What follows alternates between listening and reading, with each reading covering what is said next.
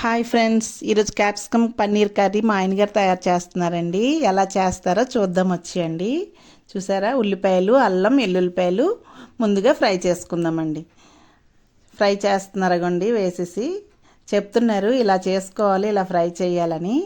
తర్వాత జీలకర్ర వేస్తున్నారండి. తర్వాత జీడిపప్పులు కూడా వేస్తున్నారు, ఫ్రై చేస్తున్నారు.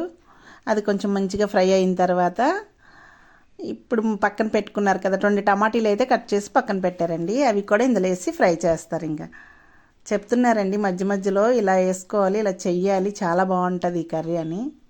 ఇగోండి అయిపోయింది. అది కూడా టమాటీలు కూడా వేసేసి ఇంకా అక్కడే ఉంటూ మనం కలుపుతూ అవి తీసి పక్కన పెట్టేసుకుందామండి. అది పేస్ట్ తయారు చేసుకోవాలి, మనం మిక్సీ పట్టుకోవాలి. తర్వాత పన్నీర్ అండి, పన్నీర్ ఇంట్లోనే తయారు చేశారు అతనేని, పాల ప్యాకెట్లు తెచ్చి. ఇది కూడా మనం ఫ్రై చేసి పక్కన పెట్టుకుందాం.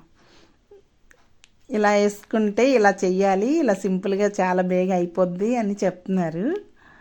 ఇగండి ఫ్రై అయిపోయింది, ఇది పక్కన పెట్టుకుందాం. క్యాప్సికమ్, ఉల్లిపాయ నేను కట్ చేసి పక్కన పెట్టాను, అది కూడా ఫ్రై చేస్తున్నారండి అతను.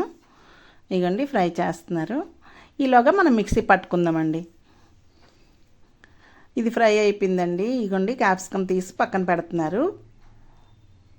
క్యాప్సికమ్ కూడా ఫ్రై అయిపోయింది, పక్కన పెట్టి ఇప్పుడు మనం ఆ పేస్ట్ పక్కన పెట్టుకున్నాం కదండి, మిక్సీ పట్టి కొంచెం ఆయిల్ పోసుకొని ఆ పేస్ట్ని మొత్తం పచ్చివాసన పోయేంతగా మనం ఫ్రై చేసుకోవాలి. ఫ్రై చేస్తున్నారండి. మొత్తం చేసేదంతా అతనేనండి, కష్టపడ్డారు బాగాను.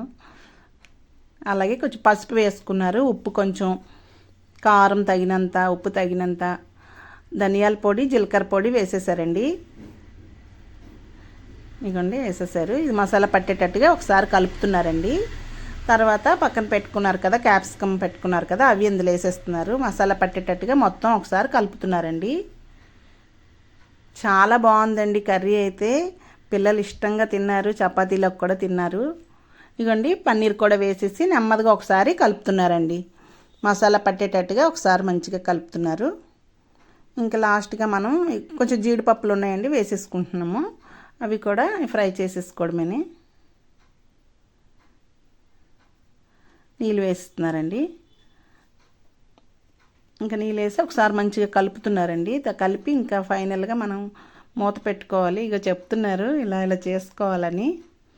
ఇంకండి వాటర్ వేసేసారు కదా, మూత పెట్టేసుకోవడమేనండి. ఇంకా